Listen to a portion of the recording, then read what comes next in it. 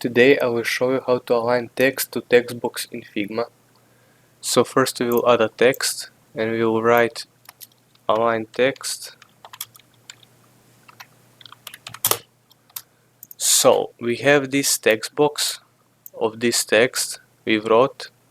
Usually this text is always at the top of the text box.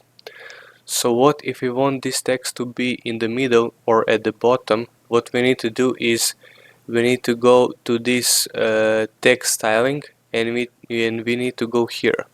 Here we have three options and we can see that the align top is the one that was chosen by default, and that's the reason why text is aligned at the top of the text box.